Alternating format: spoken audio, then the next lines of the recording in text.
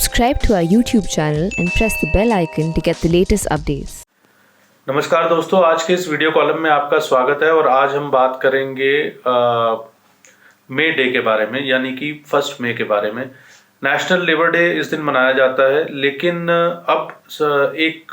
जो भारत की सबसे बड़ी ट्रेड यूनियन है भारतीय मजदूर संघ, उसका ये मानना है कि हमें 1 मई को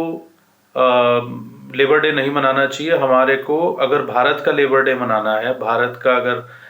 आप कह सकते हैं वर्कर्स डे मनाना है, कामगार दिवस मनाना है, तो वो विश्वकर्मा जयंती के दिन मनाना चाहिए। हम सभी जानते हैं कि जो भगवान विश्वकर्मा हैं, उनकी प्राचीन काल से हमारे यहाँ श्रमिकों कामगारों के देवता के रूप में मान्यता रही है। बहरहाल ये जो डिबेट है May 1 national labour day versus Vishwakarma day,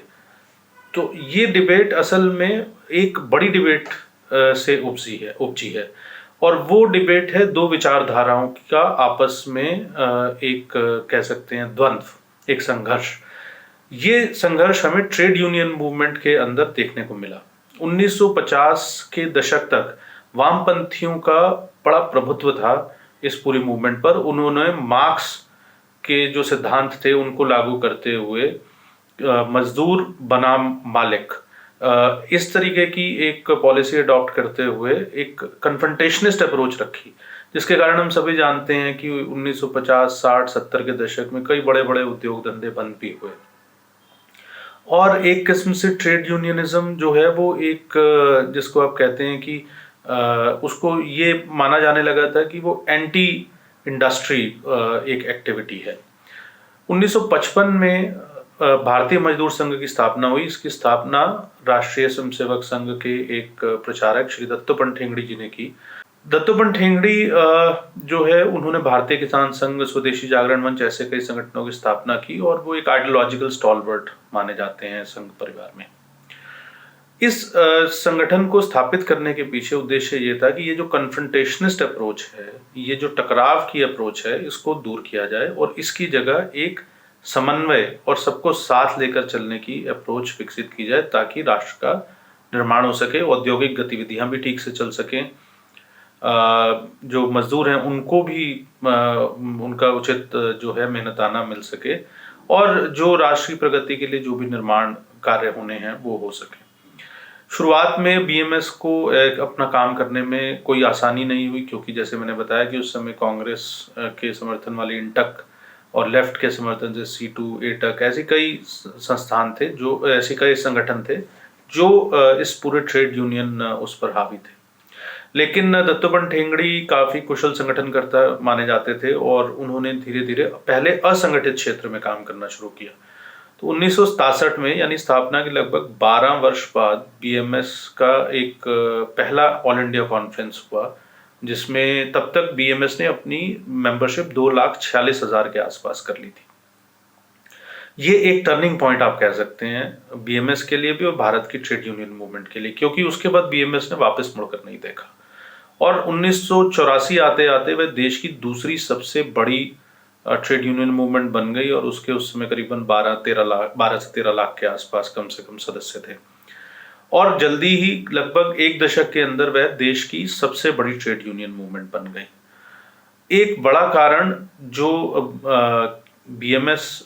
जो है वो इस प्रकार से इस पूरे वामपंथ के वर्चस्व वाले इस क्षेत्र में और जैसे मैंने बताया कि कांग्रेस का भी जो है बड़ा भारी वर्चस्व था इंटक के माध्यम से, तो 2-3 कारण थे जिसकी वजह से बीएमएस सफलतापूर्वक इस चीज को अंजाम दे पाई। पहली चीज, उन्होंने असंगठित क्षेत्र में काम किया और जिस समय उन्होंने काम शुरू किया देश में असंगठित क्षेत्र लगभग 95% था, 5% ही संगठित क्षेत्र में गतिविधियां हो रही थी कामगारों की। दूसरे, उन्होंने जो है टकराव की नीति न अपनाकर एक नई फिलॉसफी दी कि राष्ट्र निर्माण के लिए जो उद्योगपति हैं वे, जो कामगार हैं वे, और वो एक तीसरा पक्ष लेकर आए। वो तीसरा पक्ष था उपभोक्ताओं का। उनका कहना था कि कंज्यूमर्स का भी इसमें बराबर का स्टेक है। तो ये तीनों मिलकर जो है वो एक दूसरे के लिए वैल्यू एडिशन भी करें और बिना कन्फ्रंटेशन के आगे बढ़ें और बीच का रास्ता निकालें। और तीसरा जो था कारण वो ये था कि दत्तोपंत ठेंगड़ी जो है उनके जो कुशल संगठनकर्ता की जो मैंने बात कही वो, और एक पूरी डेडिकेटेड कार्यकर्ताओं की जो है एक फौज जो आप कह सकते हैं एक तरीके से, इस पूरे काम में चुपचाप बिना किसी शोर शराबे के, बिना किसी टकराव के, बिना किसी नारेबाजी के लगे रहे और देश में जगह जगह विभिन्न स्थानों पर उन्होंने इस संगठन को खड़ा किया। तो इस प्रकार से बीएमएस जो है वो देश के सबसे बड़े ट्रेड यूनियन संगठन के तौर पर उभरा और ये एक विशुद्ध रूप से भारतीय संगठन जो भारतीय विचारधारा पर आधारित था, श्रम की जो भारतीय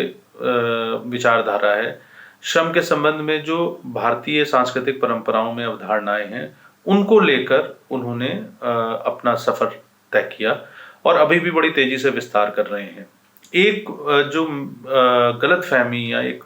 कभी कभी जो है मिसकंसेप्शन कई लोगों को ये रहता है कि चूंकि राष्ट्रीय स्वयंसेवक संघ के साथ भारतीय मजदूर संघ का एक वैचारिक संबंध है, तो इसलिए ये भी अन्य राजनीतिक दलों की तरह ये किसी राजनीतिक दल यानी भारतीय जनता पार्टी का ही एक तरीके से मजदूर संगठन है। ऐसा बिल्कुल नहीं है। ये पूरी तरह से स्वतंत्र संगठन है अपने आप में, वैचारिक रूप से जरूर संघ से जो है जुड़ा हुआ है, लेकिन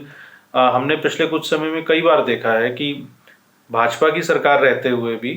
भारतीय मजदूर संघ ने कई मसलों पर, चाहे वो इंश्योरेंस के प्राइवेटाइजेशन का मामला हो या इंश्योरेंस में एफडीआई का मामला हो या और कई क्षेत्रों के अंदर एफडीआई या पब्लिक सेक्टर यूनिट्स के प्राइवेटाइजेशन का मामला हो, तो भारतीय मजदूर संघ ने अपना स्टैंड बड़ा स्पष्ट लिया है। कोविड-19 के दौरान भी पिछले लगभग 1.5 साल से लगातार भारतीय मजदूर संघ ने सरकार पर इस बात का दबाव बनाया हुआ है कि जो रिवर्स माइग्रेशन हो रहा है उसको रोका जाए। हाल ही में 17 अप्रैल को भारतीय मजदूर संघ के जो जनरल सेक्रेटरी हैं बिनोय कुमार सिन्हा, उन्होंने चिट्ठी लिखी प्रधानमंत्री को जिसमें उन्होंने ये कहा स्पेसिफिकली कि रिवर्स माइग्रेशन रोका जाना चाहिए। जो माइग्रेंट लेबर्स हैं वो जिन जगहों पर हैं वहीं उनको रोजगार उपलब्ध करवाया जाना चाहिए। One nation one ration card की सुविधा के कारण उनको जो है वो राशन मुहैया करवाया जाना चाहिए और प्रधानमंत्री स्टेट्स के साथ बात करें कि औद्योगिक गतिविधियां भी चलती रहें, सभी नियम कायदों का पालन भी होता रहे और मजदूरों को जो है या कामगारों को जो है वो काम भी मिलता रहे और उनको उनकी रोजी रोटी पर कोई असर ना पड़े। तो जैसा मैंने शुरू में कहा कि ये जो डिबेट है May 1, जिसे कि हमारे यहाँ लोग मानते हैं कि ये कम्युनिस्ट विचारधारा और पश्चिम की जो है वो प्रतीक है और इसलिए हमें अपने यहाँ पर अगर लेबर डे मनाना है तो वो विश्वकर्मा डे के दिन मनाना चाहिए, क्योंकि May 1 जो है वो एक कन्फ्रंटेशन का सिंबल है, एक टकराव का सिंबल है, जबकि विश्वकर्मा जयंती जो है वो सबको साथ लेकर चलने का एक प्रतीक है, सामाजिक समरसता का प्रतीक है। और आज और इस संदर्भ में मुझे लगता है कि अभी ये चर्चा, ये डिबेट अभी जो है वो जारी रहेगी। हालांकि कई राज्यों ने विश्वकर्मा जयंती को लेबर डे के तौर पर मनाना शुरू कर दिया है।